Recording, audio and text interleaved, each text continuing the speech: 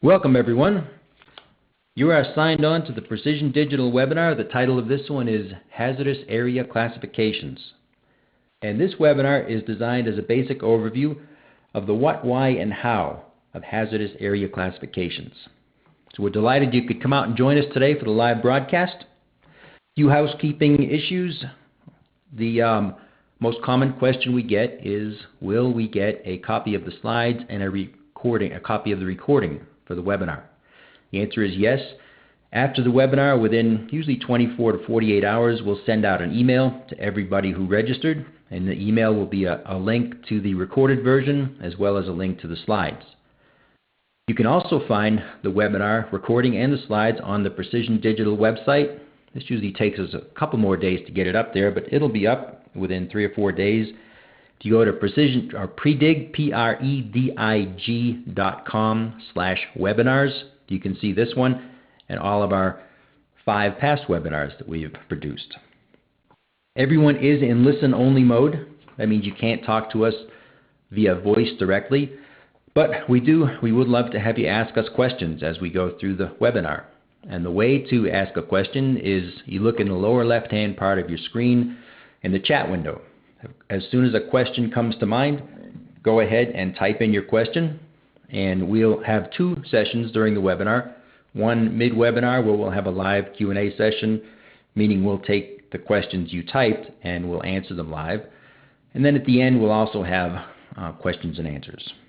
And if we don't, sometimes we get a lot of questions, so if we don't get to yours during the webinar, we'll certainly get to you after the webinar via email, or feel free to give us a call and we'll talk to you live. This webinar, again, is being recorded, and once again, everyone will get a link to the recorded webinar and to the slides after the fact. Speaking today, or rather this webinar is presented and produced by Precision Digital Corporation, and Precision Digital designs, develops, and manufactures a full line of digital panel meters and other associated devices. So we don't talk about the products specifically in the webinar because this is educational about hazardous area classifications. But of course, we'd be delighted if you give us a call or send us an email after the webinar and you want to ask about our products. We would be delighted to discuss, of course. Speaking today, my name is Bruce McDuffie. That's me on the right with the shiny head.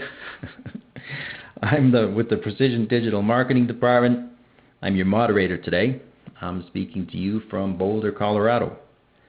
Ryan Shea is an application specialist with Precision Digital. Ryan is working in the background, managing the chats that come in and out. And Ryan is with us from Precision Digital. Again, an application specialist. He deals with folks all day long, questions about hazardous areas, 4 to 20 milliamps and such. And our featured speaker today is Joe Ryan.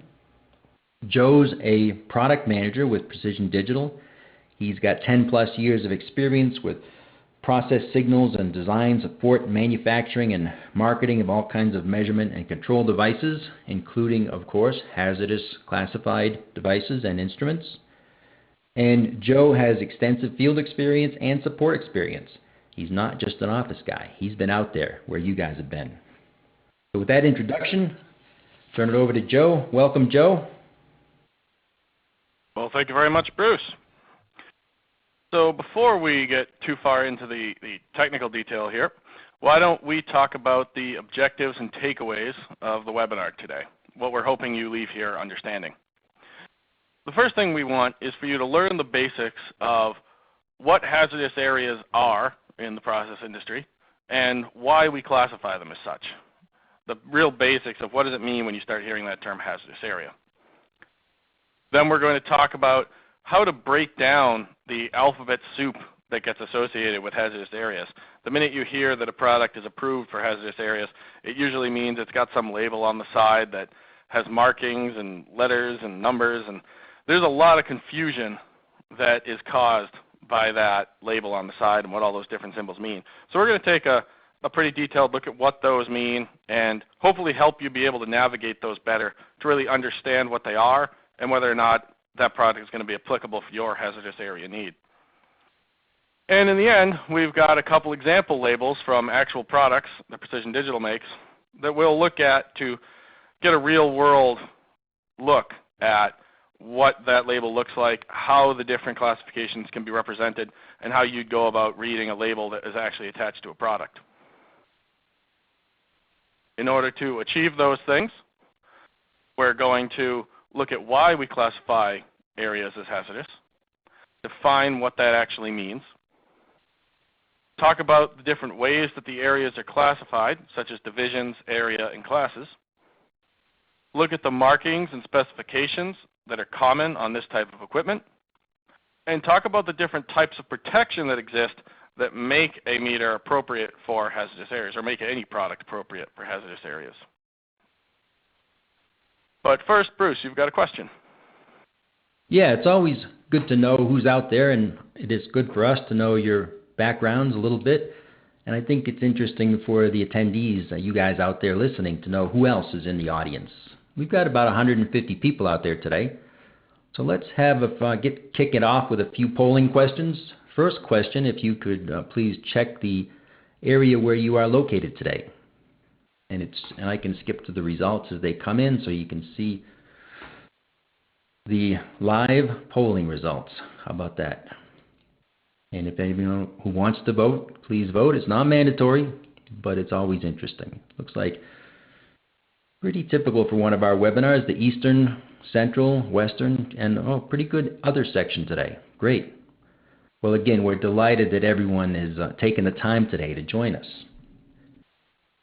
Okay, I'll close this poll out. And we can see a nice distribution from across the country, perhaps even across the world. We're getting some chat information. We've got somebody from Mexico City and somebody from Europe. Fantastic. Thanks, everyone, again. How about this one? What is your industry? Let's see what kind of a cross-section we get for industry participation. And if everyone can vote, and I think we've got this the categories down pretty well in this one. We've got the other category, so it's fairly low, which is our goal because we like to have a cross-section. Certainly we can't put every industry on here. And it's coming in distributors and manufacturing, neck and neck. Look at that, 30% each. You pharma, petrochemical, consulting, great. Give it a couple more seconds here. Last chance. Go ahead and close the poll. Oh, and just in the end, manufacturing eked out over industrial distributors. But nice, it's a good mix today, which is always good. We get some interesting questions that come in when we have a good mix. And finally, before we get started onto the topic, let's get an idea of the experience level or the knowledge level of the audience. You can choose the most relevant answer for this question. What is your level of knowledge with classifications? Got a couple of experts out there. Great. A few people completely confused. That's okay too. I think you're in the right place today. And first exposures as well. Great. Give it a couple more seconds to vote. By far, more than half know enough about it to know where to look it up.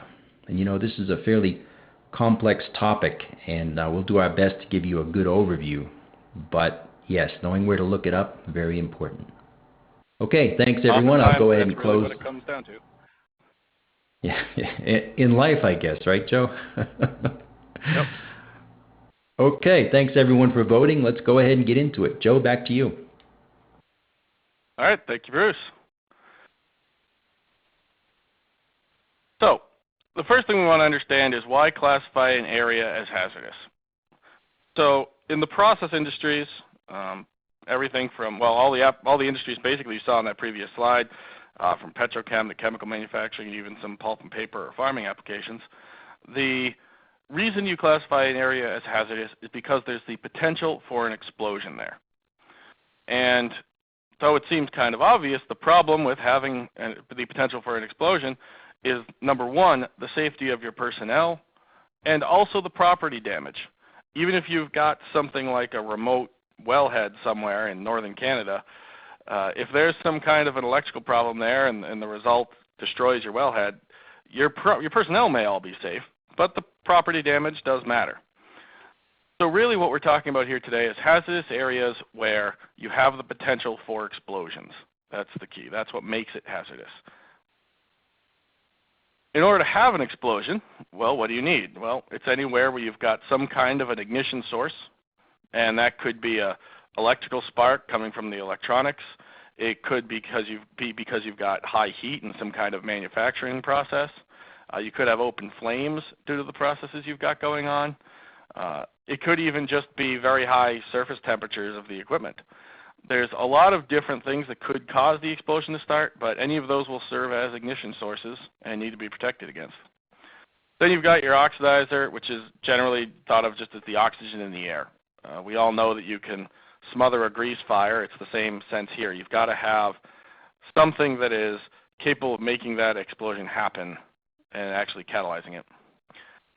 And then the one most people are familiar with and careful against is the flammable substance, such as having hydrogen or oil vapors or natural gas. Any type of gas, liquid or solid, including some dust and fibers that get in the air, that will ignite and cause that explosion to happen. So these are the three things that you need to have your explosion, and this is what these pieces of hazardous area equipment try to prevent or contain. So where do you see these kinds of hazardous areas? Well, you see them in a wide range of industries. Oftentimes people will associate it just with oil and gas at wellheads or pipelines, but you also see it at the refineries, at corn or flour mills where you have explosive dusts and fibers, paint shops, chemical plants, liquid transfer terminals where hazardous materials may be getting transferred around even though they're far from the manufacturing, refining, or the extraction points if it's oil and gas. And similarly at all sorts of different tank farms where people are, again, just doing storage and transfer. So you don't have to be just at a wellhead or at a refinery in order to run into these sorts of things. They're really all over the place in a wide range of industries.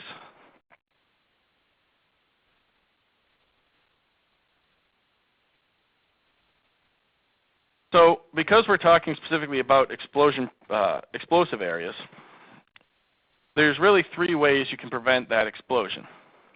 You can try to contain the explosion with explosion-proof devices and enclosures, essentially admitting that, okay, the chance for an explosion is there, and if the atmosphere somehow ignites, I want to be able to contain it so it doesn't destroy my entire facility. You can remove the possibility of the spark or whatever your other ignition source is by keeping the temperatures low, keeping the electronics secure, etc. And you can isolate the explosive substance, making sure that whatever it is that's flammable or explosive isn't getting near any possible ignition source. And if you do those things, then you can guarantee that you're not going to have an explosion.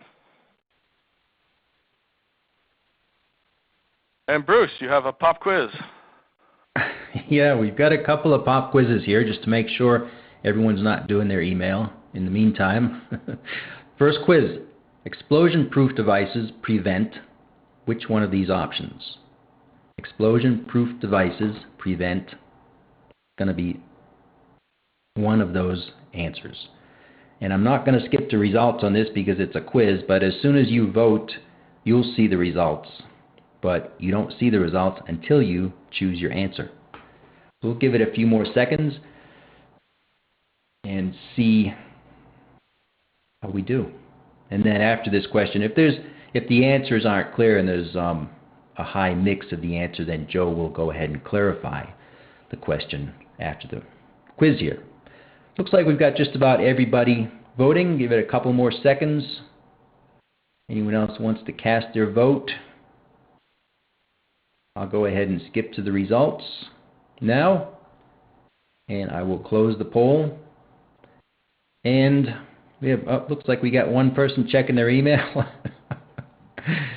The rest, Joe, you want to clarify? Yeah, exactly. So while most explosion-proof enclosures do help keep explosion from occurring because they are sealed, the real purpose of explosion-proof enclosures is, as most people seem to know, to keep the explosion from spreading. We get a lot of people at Precision Digital who call us up confused about the topic, and they're new to the industry, and they think that explosion-proof devices are designed to survive the explosion, when in reality, the device is designed to contain the explosion within the enclosure. So you have some kind of spark, you have gas or other flammable material inside the enclosure. It keeps the flame inside the box so that it can't spread and get outside. So good job. The vast majority of you got either the right answer or close to it on that one. Yeah. So now that we know we're talking about explosions and hazardous areas in the process industry, well, who sets these guidelines? And unfortunately, it's not a clear-cut answer. The guidelines and standards that are being tested to in order to qualify a piece of equipment as hazardous area rated is a combination of different standards. The most of them are going to come from either the National Electric Code, the Canadian Electric Code for Canada, or the National Fire Protection Association. There are also some elements that get influenced by OSHA and insurance requirements. Insurance requirements is a big one because in order to have some of these facilities insured, they have to make sure that they have certain standards. And I'll mention FM when we get to that one in particular because it kind of grew out of that. So who are these people who are telling you that your device is rated for a hazardous area? Well, that's going to be the certifying agencies. And it can be a bit confusing because it varies on where you are, what agency you may care about. In North America, you've got three big ones. You've got Factory Mutual or FM approvals. Factory Mutual, most people are familiar with, is a private insurance organization.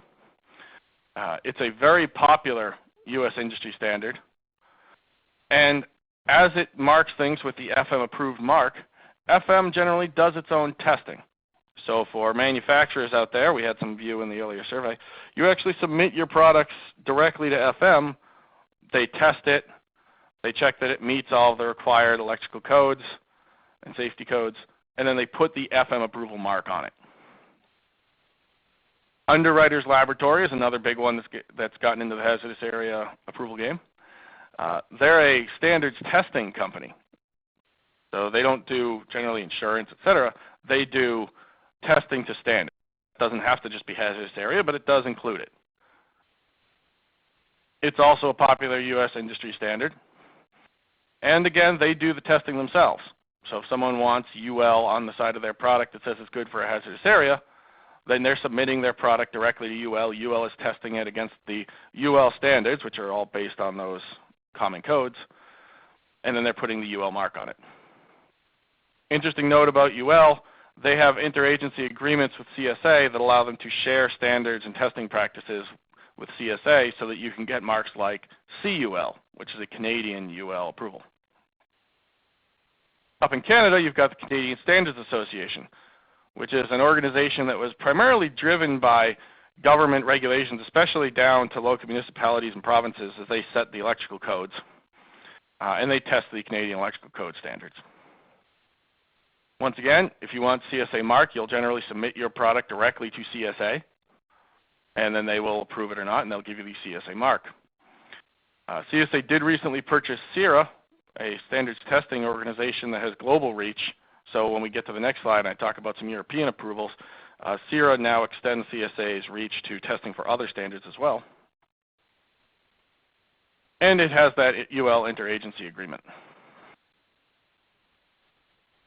When we leave North America, you've got a different standards testing or a different standards testing method.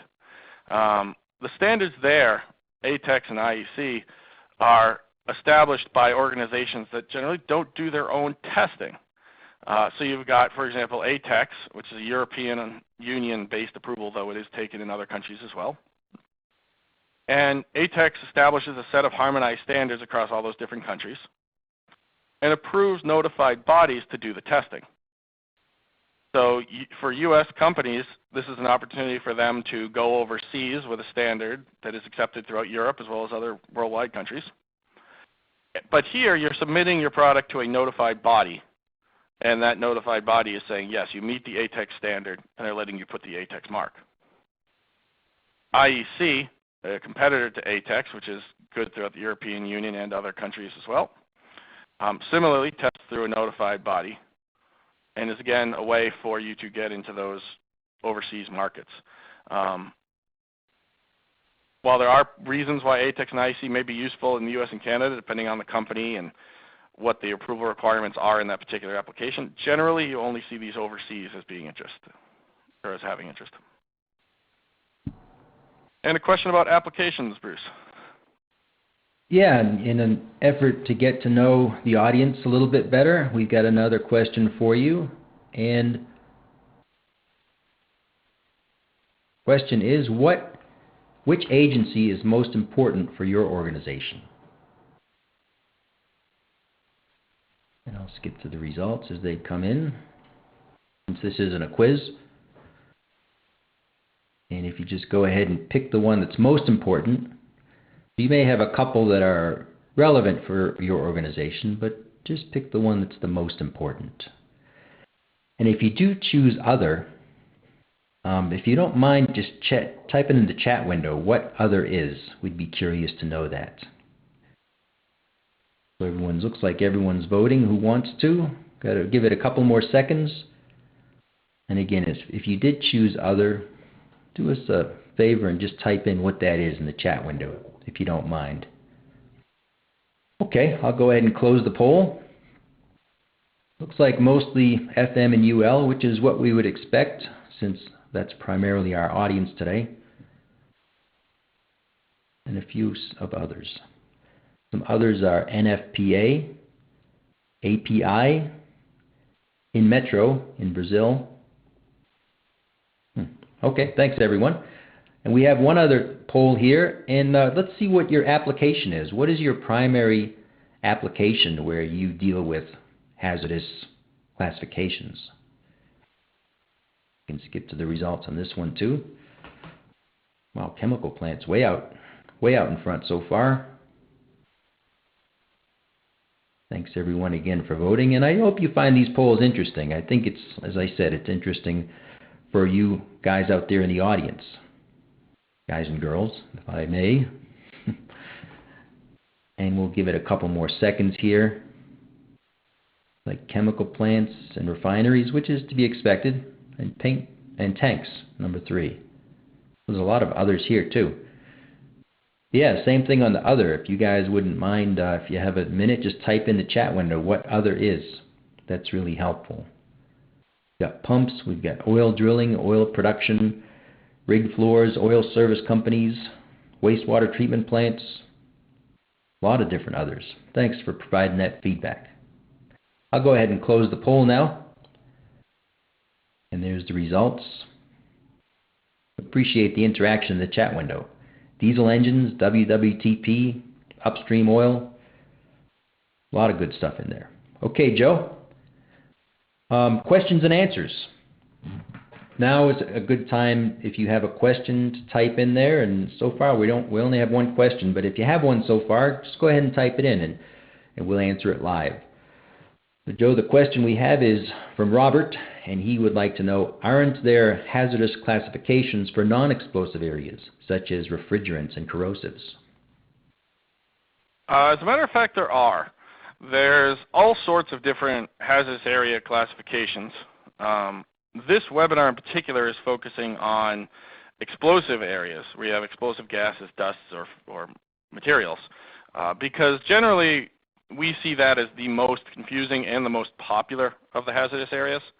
There are standards that will approve you for just about anything you can imagine, from off-seas oil drilling to underwater applications. And while those are certainly important, we're trying to limit today's topic to what we see as kind of the broadest and most common areas that we see that relate to hazardous areas. So you're right, they do exist. We're just choosing to limit this topic to what we think the majority of the audience would like to see. Now, if we're wrong about that, and there's a lot of questions about those areas as well, then feel free to let us know. There's a survey at the end. We'd be very interested in hearing those comments. Okay, thanks, Joe. And we have another question from Harry. Harry's question is, if a customer is not aware that their process is potentially hazardous, aside from just telling them so, what should one do? Well, I assume when you say the customer, you mean everyone there. It's not just one person who happens to be buying who doesn't realize that the entire facility doesn't realize that what they're doing is actually a hazardous situation. And unfortunately, chances are you're not going to be able to quote the codes to them verbatim, which makes it somewhat difficult to try to get them to believe you. So my recommendation would be that you have to refer them to a professional that they can talk to. If they don't want to take your word for it, then I would have them potentially speak to someone from FM, CSA, UL, or even if you have a local representative from like NEC or the Canadian Electrical Code Organization, which I'll be honest, I don't know exactly what that group would be, but if you have a representative from them nearby, you may want to refer them to them. At some point, I think your best bet really is to try to get them to talk to someone who they'll believe, and if that's not you, then you really ought to try to refer them to someone else, because you have to do something in that scenario. You're absolutely right. It's not a great answer. I wish I had a better one for you, but sometimes you just need to work those situations out in whatever way you can to make sure that they get whatever protections they need. Okay, thanks, Joe. And we have a question from Walter, and he's asking, technically or technical-wise, differ ATEX versus IEC, or are they just a competition? I guess he's asking, is there technically a difference, or are they just different bodies competing for business? For the most part, they're different bodies competing for business. There are some differences. Particularly, honestly, the biggest difference you're going to run into is just what a plant or a facility accepts. Generally, they're going to have one approval that they prefer, and that's the one they're going to be looking for. But because of the nature of the harmonized European standards, they're basically all the same technically when they get rated for the different classes and zones, et cetera. Different groups are going to all be the same, that sort of thing. Okay. A lot of the time just comes down to personal preference. Okay. You know, I think we've got a few more questions coming in, which we will answer at the end, and I think maybe some of this other material in the second half will also address that. So let's go ahead and proceed, Joe, and again, we'll have another question-answer session towards the end. Sounds good. So how do you rate something for one of these hazardous, potentially explosive areas? Well, you've got area classifications, which is the actual class that you'll probably have heard about when it comes to this sort of thing. Then you've got divisions and zones.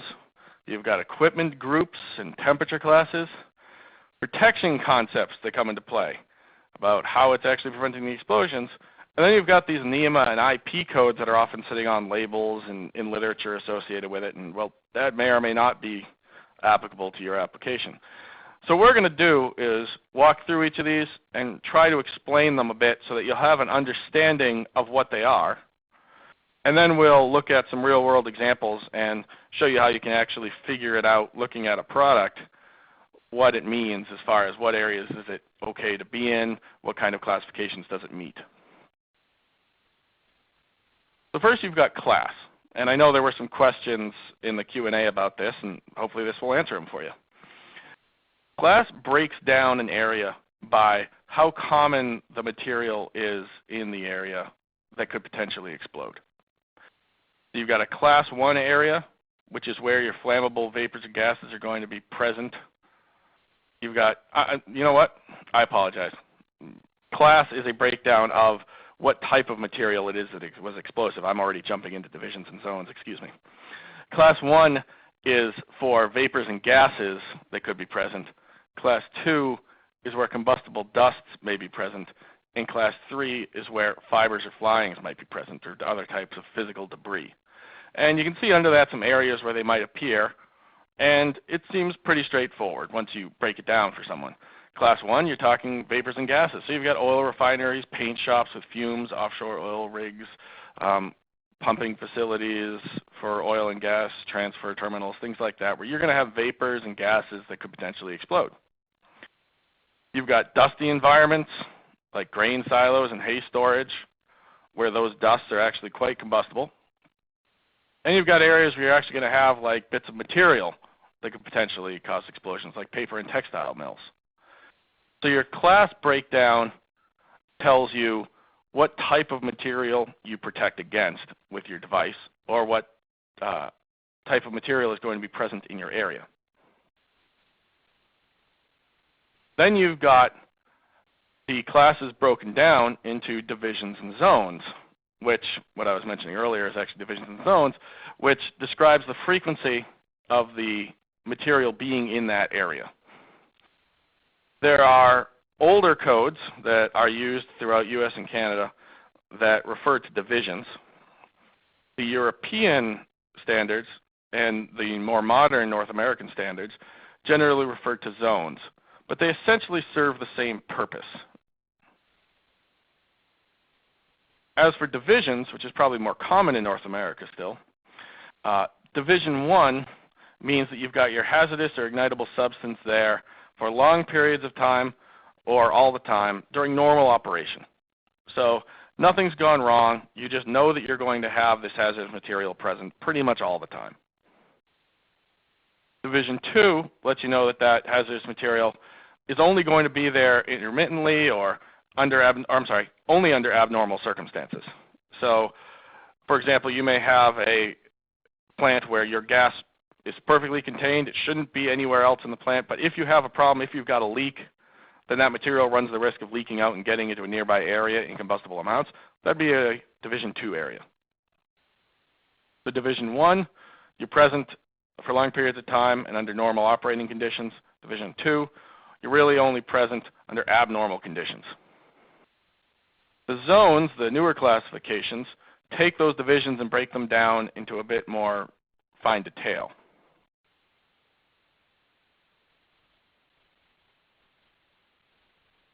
And Bruce, you've got a question thrown in here?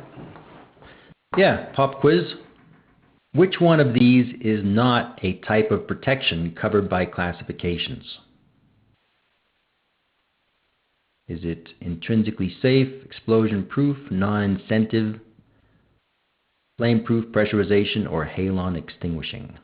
Which one of those is not a type of protection covered by these hazardous area classifications?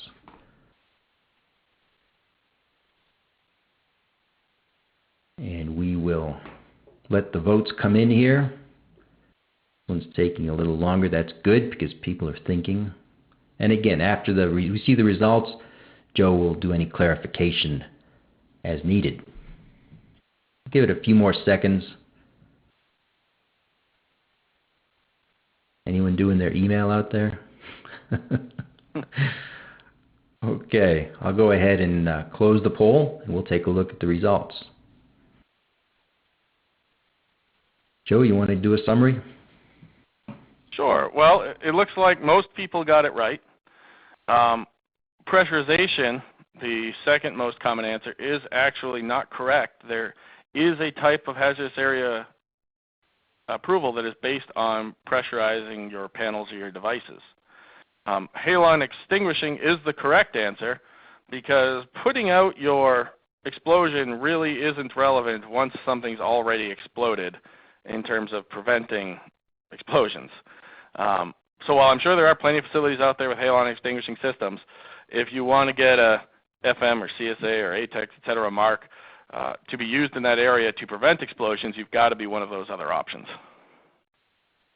But I'm glad to see that nobody picked one of the more common means of preventing explosions, which are those top four. Right. Thanks, Joe. So the correct question, just to be clear, is halon extinguishing is not a type of Correct. protection covered by classifications. Okay.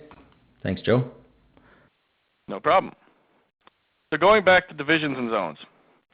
My Division 1 is going to be when I've got material that is present during normal operation. My Division 2 is going to be when I've got that material that is present abnormally, only when something goes wrong. Zones break that down into a little finer detail, and we have these charts up here that will hopefully explain those differences a bit to you. If you look at the common standard in the United States, the NEC 500, you can see that Division 1 and Division 2 are listed, and Division 1 covers present continuously and present intermittently because it's during normal operation, and Division 2 covers present abnormally. Newer standards like NEC 505 break it down to zone 0, 1, and 2, where zone 0 is present continuously, zone 1 is intermittently, and zone 2 covers abnormally. So it takes division 1, and the zones break it down a little bit more, so that it's less about normal operation and more about how often is that material going to be there. Is it there all the time? Is it there intermittently? Or is it there only when there's a problem? And you can see something similar with the Canadian standards there as well. By contrast, the European standards, the IEC and the EU standards for ATEX and IEC generally always use the zones. And everything is kind of harmonizing now around those zone ratings. The other benefit of zones is on the chart on the right. If I'm talking about dusts, I still have division 1 and division 2. The zones break it down by gases versus dusts. So I have zone 20, zone 21, and zone 22 that cover dusts. I've got zone 0, zone 1, and zone 2 that cover gases. So if I see something that says zone 0, I know I'm rated for a gas that's present continuously. If I see zone 20, I know I'm rated for a dust that's present continuously. And the divisions just don't give you that kind of detail. You've also got groups. All of these products and areas are going to have some kind of groups assigned to them. And the group covers what the material is that's going to cause the explosion. Looking at the NEC 500 groups, you'll see things like group A, B, C, and D. And those are essentially just a table lookup. You can find tables, which we'll talk about a bit later, that tell you what those materials are and how they're grouped into the different classifications. Similarly, on the international standards and some of the newer North American standards, you have the same sort of concept, but now instead of seeing groups A, B, C, and D, you're going to see things like groups 2C, 2B, 2A, etc. And again, it's breaking it down by what type of material is in that hazardous area. And it's just a reference. All of these numbers are going to essentially relate to certain materials. A hazardous area, or specifically a hazardous area approved product, is also going to have a temperature class. And the temperature class is going to appear as something like T4 or T1 or T6. And what the temperature class is telling you is it relates to the maximum ambient surface temperature that your devices can reach in your area, which is based on your materials to prevent combustion. Depending on your material, if you have a certain temperature item in there, it's just going to cause it to ignite just based on the heat alone. So what this is doing is it's rating it by what material you have, what its combustion point is, and this is generally used to determine what the ambient temperature can be for your device.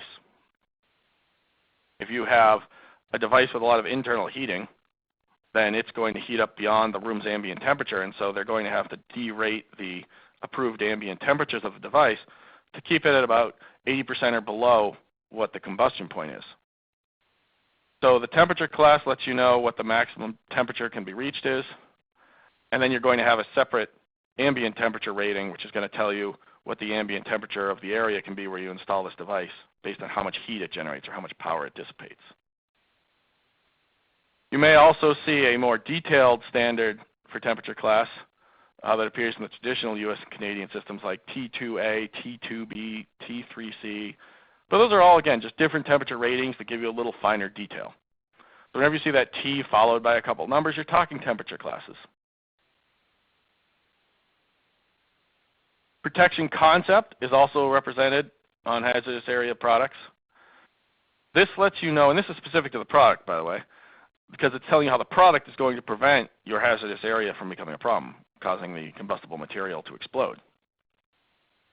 And there's a lot of these. You have the ability to prevent arc sparks or hot surfaces, in other words, preventing the combustion from happening. And those are going to be products that generally use phrases like increased safety or non-incentive. You can contain the explosion and extinguish the flame before it can ignite the whole area. And that's what explosion-proof devices, flame-proof devices, or powder-filled devices do. They run the risk that, okay, inside the enclosure you may have a problem and you may cause a spark which causes ignition, but it contains the explosion to the inside of that box. You can limit the energy that's within a specific device and limit the temperatures it can reach so that you simply cannot have combustion. It does require energy to do that, and if you don't have enough instantaneous energy in your device to spark or get hot or cause something to ignite, then you can't have an explosion. And that's what you see with intrinsically safe devices. And then you can keep the flammable material out. And that's where things like pressurization, encapsulation, and oil immersion come into play. It's ways to keep the material that's flammable from getting to the potentially explosive or the potential ignition sources. Now, where do you see protection concepts represented on devices? That's usually represented by some kind of strange-looking code like you see down the bottom, like AEXD. And there's tables you can find, and if you look that up, it's going to tell you that that's a flame-proof Class 1 Zone 1 device. Similarly, you might see EXIA, which again, it looks very strange, but if you look it up in the tables, it's going to tell you it's an intrinsically safe Class 1 Zone 0 product. So when you look on the side of a device, or you see it in a spec somewhere, and you've got these odd-looking symbols, really all that is just code for letting you know what the protection concepts are, and often they'll have the classes and zones worked into that as well.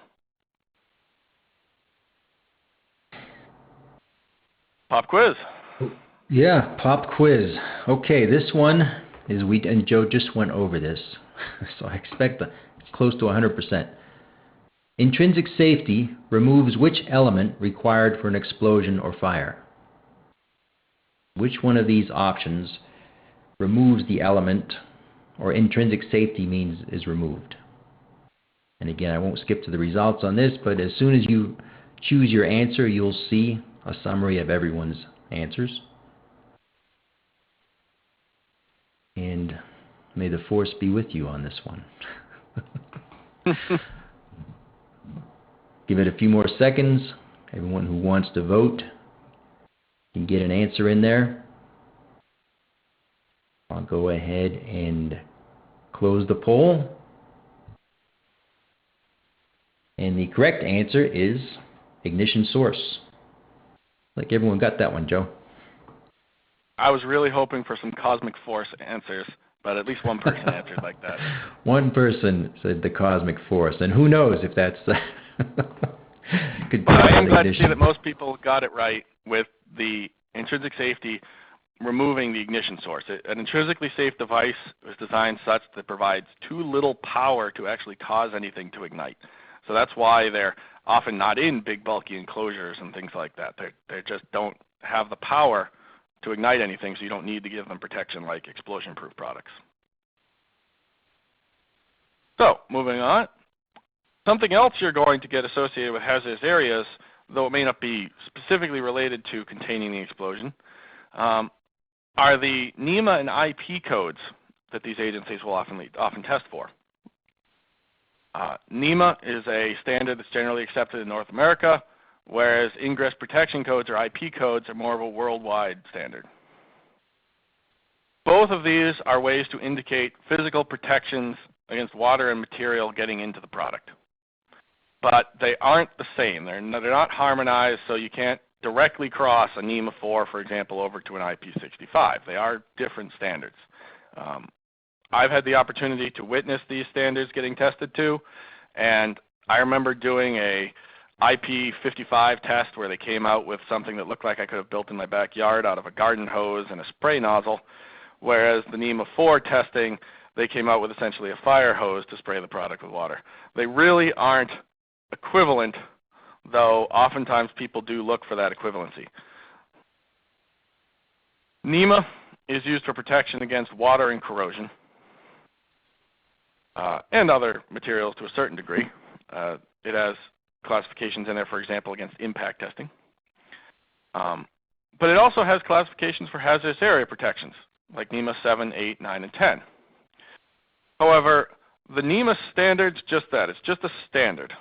You're not going to see an explosion-proof product with NEMA stamped on the side and that's it, and that it gets some kind of agency approval. It's just a standard set that gets tested to. Oftentimes, you'll see it represented, for example, as a Type 7 enclosure, which means that someone else, like FM or UL, has tested it and approved it to the NEMA 7 standard, so they're calling it FM Type 7 or UL Type 7. The more common NEMA environmental codes and the more common IP environmental codes are NEMA 4. NEMA 4 means you've got indoor and outdoor protection that protects the product against solid foreign objects like falling dirt, blown dust, but also hose-directed water. NEMA 4X takes essentially the NEMA 4 standard and adds corrosion resistance to it. Now compare that to the IP standard, where you've got IP55, which protects against dust and liquids such as water jets. In the IP standard, the first digit represents its protection against dusts. The second digit is going to represent its protection against liquids. So at IP65, you've got that same protection against water jets, but you're dust tight. And then you've got IP66, which means you are, again, dust tight, but now you're protected against powerful water jets and high seas. And the difference between powerful water jets and NEMA 4's hose-directed water all comes down to the standards and how much pressure and volume of water they're pushing out. And they are not equivalent, though they are somewhat similar. So when you see on the sides of these hazardous area equipment type 4X or IP66, that's what those are referring to. It's referring to the ingress protection for water, dust, etc. that these products have. So how do you know when something has been approved and has been approved to be used in an area that has all these other classification requirements? Well, it's going to be marked. And the marks vary, but generally it's pretty clear which ones mean what. The one on the left, for example, shows that you've got FM approve on it. And when a product has been submitted to FM and they've approved it for operation in a hazardous area, they're going to let you put their stamp. And depending on where you're putting it and how it prints, if you're silk screening versus doing some kind of stamp on there, you're printing a label, you may or may not have, for example, the FM approved on the bottom of it. If you've been FM approved for the Canadian and the US version of FM, which, by the way, someone in the chat did bring up, FM does have a Canadian standard they test to, so they too can do a Canadian standard. Then you're going to see things like this CUS or C and US on the sides of the FM logo, letting you know that it's got the Canadian and the US FM approval. So while the appearance of the logos can vary, if you see that, you know that you've got an FM approval on it. So at least you know that you can start your investigation of its hazardous area properties there. Similarly, CSA, you may or may not have that recognized mark. If it's been approved for Canada and the US, you may see it represented like the one on the bottom. And there are all different ways to represent the same basic idea, which is CSA in some way has approved this product. The EX represents an ATEX product. And oftentimes you'll just see it represented as this EX shape, which lets you know that ATEX has, or that it's been tested to the ATEX standard by some notified body. And then you've got IEC. And if it's an IEC explosion-proof product, for example, you'll see it displayed like this. And oftentimes there'll even be a number associated with it in that little box in the lower right. If there isn't enough room for that, you can also represent it as just the IEC in a box. And sometimes on some products you don't even see the IEC logo at all. It simply has the IEC information. But all of these representations tell you the same thing, that these agencies have taken a look at this and give it some form of approval. So that's the first thing you're looking for, is these agency symbols to let you know that you've got something that has been approved for use in your hazardous area. So to give you a real breakdown of how to understand this stuff, why don't we take a look at a sample label from one of Precision Digital's explosion-proof products. This is from our PD8 line of Protex Max products. It's a explosion-proof enclosure that contains an instrument very similar to a standard panel meter. So you've got relays and high power and LEDs and things like that inside of this box. So it can't be intrinsically safe. It has to be explosion-proof because it's got all those power-consuming parts inside. So if I'm interested in hazardous areas and I see this label stuck on the side, I've got all this alphabet soup on there. How do I start decoding it? Well, the first thing I'm going to do is I'm going to look for approval logos. So, okay, I can see that I've got FM approval and CSA approval on the right. I've got ATEX listed there, so I know it's got ATEX approvals. And though I don't have the approval list, I also see an IEC number here, which is going to let me know that it's got IEC approvals as well, but due to space limitations, you don't see that represented on the label. Now that I've got an idea that it does carry some kind of hazardous area approvals, how do I go about making sense out of all the other stuff? Well, thankfully this label, they can actually spell out, thanks to space, the fact that I'm looking at a Class 1 Div 1 device, which also covers Class 2 and Class 3 Division 1. As we covered earlier, that lets me know that this is good for gases or dusts or materials, and it's Division 1, which means that I can have it present there for things that are there during normal operation. And it's located over here with the FM and the CSA, which makes sense because, as we covered earlier, you really don't see ATEX or IEC products approved to classes and divisions. So I know that that's what we're talking about. I have an FM and CSA approval as Class 1, 2, or 3 as Division 1. I list my groups, which are the different types of gases and dusts that I can have operating in the area with this piece of equipment. And there's the temperature codes, your T5 and your T6. Also at the top line, it tells me that this is a Type 4X IP66 enclosure. So I know that FM and CSA have tested it because it's a Type 4X and not just NEMA 4X, and that they've tested it for NEMA 4X and IP66 ingress protections. Now this device is also tested to the newer standards, so I also see some information on there about Class 1, Zone 1, as well as Zone 21s, which lets me know that it's good for Zone 1, which is present continuously gases and dusts, because I have Zone 1 and Zone 21. And to the right of that, I've got the other information I like, the AEXD, which refers back to the type of protection it offers. The EXD for CSA and the AEXD for FM, letting me know that this is an explosion-proof product. I also have my ambient temperatures. They're calculated based on my temperature codes and the testing that the product does to let me know that this operates in -40 to 65. If I'm in a T6 environment, I can only operate from -40 to 60. And I'll know based on the materials and based on the classification of the area what kind of temperature code is associated with it. And then lastly on the bottom here, I've got numbers next to FM and CSA, and what those refer to are these certificates. The actual testing document that says, okay, we're FM, we looked at this, here's your certificate that tells you that. And what that's there for is that if I had any questions that this was a legitimate FM or CSA product, I could go look those up online, and I can see that, okay, Precision Digital has been granted approval for such and such products to be tested under such and such a code to be explosion-proof.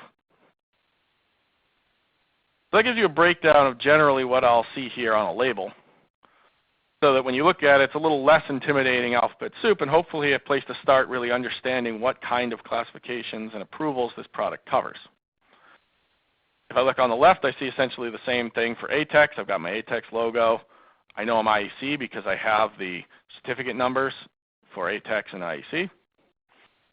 The CE is just letting me know that I'm CE compliant, which is a requirement for European sale. And over here, it breaks it down a little bit closer, or a little bit more short. I've got this 22GD, this II2GD, and that's breaking it down by things that the ATEX standard uses, like equipment groups. The 2 letting me know that I can use it in all areas but mines. The number 2 letting me know the equipment category. And the G and the D letting me know I'm good for dusts and gases. But then I've got the same sort of thing. Let me know I've got AXTD and EXTB, which are again my protection codes.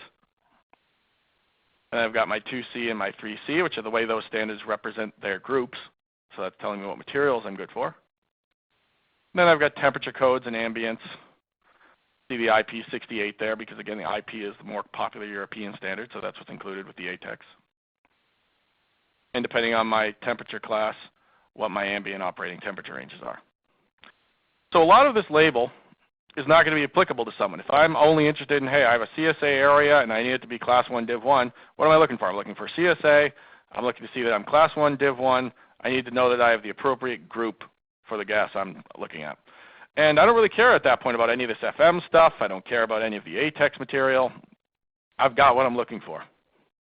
I also need to know what my ambient operating temperature ranges are off of there. And then that's really the relevant information for someone looking to make a purchase for this to put it into their hazardous area. But it can be very intimidating to somebody who's unfamiliar with this to just look at this label and see all of it. So your best bet's to figure out what you need to know and really start digesting the label for just the pieces that matter to you. If we look at another label very quickly here, you'll see the same sorts of material. You've got, in this case, PD688 or a PD689 loop-powered indicator.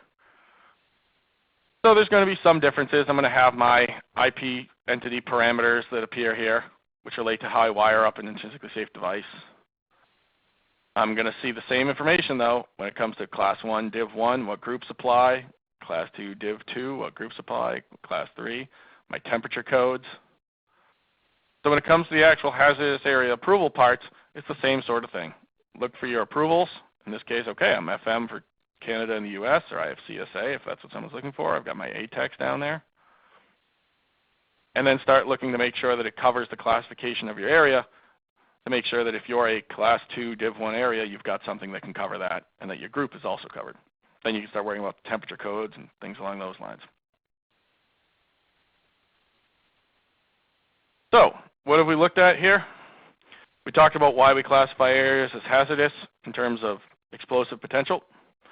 We talked about the definition of a hazardous area, how you know it meets that, what needs to be present in order for that explosion hazard to be there. We talked about classes, divisions, and areas. We looked at zones, temperature codes, etc. The different markings you might see on a hazardous area product, and the methods of protection that you might see and how that's going to be represented on a given product label. There's a lot more information out there on this topic. And as I mentioned earlier, a lot of these really are just table lookups. So for example, if you want to know what AEXIA means when you see it on a FM approved product, well, it happens to mean that you're talking about an intrinsically safe product that's approved for Class 1 Zone 0. Well, how do you know that? It's a table lookup. It's hard to represent those tables in the webinar. So what we plan on doing is including some relevant links to those sorts of things, mostly to where you can look at them in large poster format in the follow-up email that we'll be sending out to this webinar. So when you get the follow-up email to thank you for attending, we'll also be including a few links that may have some useful information on them for you if you deal in this stuff a lot and you'd really like to be able to look up what the temperature classification degrees C are, or what all those different protection concepts are, or what the difference is between a 2C or a 2D material. So look for that. Okay, thanks, Joe. First question. Yeah, we have a couple more questions. We're really running short on time, so we'll just kind of go quickly through these. How often do you specify digital displays? This gives us an idea of the audience again. And thank you for voting. I think those labels can be very intimidating, is what I'm thinking. But I think it was a great overview to know, to have them broken down like that. Like anything, knowledge is helpful and sometimes powerful. Thanks everyone for voting. I'm going to go ahead and close this one out. Looks like most folks are 3 to 10 times a year. And unfortunately, we don't have time for another Q&A session. Just have a couple of minutes. And if you did send in a question, we got a lot of good questions, and we appreciate those. And we will definitely get back to you via email after the webinar. Last question. This is the last planned webinar for the second quarter, or for the first quarter rather, but we do intend to offer more webinars, and we'd like you to tell us what you are interested in hearing about based on the expertise of Precision Digital. So if you can pick as many of these topics as you want. You don't have to just pick one. And let us know what we can offer you as far as more education around process signals or devices in hazardous areas or controllers, or we appreciate that. Looks like Modbus fundamentals are pretty interesting to the audience, Joe. That's very interesting to know. We can probably put something together for that. Yeah, I think we did a paper on Modbus a few months ago that was popular too. Good to know. We did. There's a couple of white papers about it on the Precision Digital website. And in addition to that, we are currently doing some Modbus promotions that some of our audience may see come along. There you go. And if there's something else, feel free to type it in the chat window there. We've got one that's open channel flow metering, and that's interesting. So if there's one that you really would love to see, just go ahead and type it in the chat window. And even though we're at the top of the hour, we'll give it a couple more minutes here. Thanks everyone for voting there. And yeah, I think looks like Modbus is a big one. We'll probably put that together. Go ahead and close the poll, and just a few wrap-up slides before we turn everyone loose. The next webinar, I guess I lied, this isn't the last one. We've got one more planned webinar on March 24th, and that's about signal noise. We'll talk about some best practices on how you can employ to reduce signal noise, and we'll show a couple of real-life examples. And we get a lot of questions on signal noise, so I think you'll find this one really interesting if you deal with processed signals. So we'll hope to see you on the 24th of March. And again, this webinar is presented and created and produced by Precision Digital. Please consider Precision Digital for your source for meters and controllers, loop-powered meters, digital panel meters, explosion-proof instruments, of course, as well as intrinsically safe, and display meters, and even more. So thanks again, everyone. We're really happy to have you, and I'm glad that you took the time to visit with us today. And there's our previous webinars and this one on predig.com/webinars. Give us a call. Even if you don't want to buy anything right now, give us a call. Happy to talk to you about any of the educational materials we put out there. So thanks, Ryan, in the background on the chat. You did a great job. Thanks, Joe. Very good information. I'm sure everyone appreciates it. And with that, we'll go ahead and sign off. Thanks, everyone. Have a great day.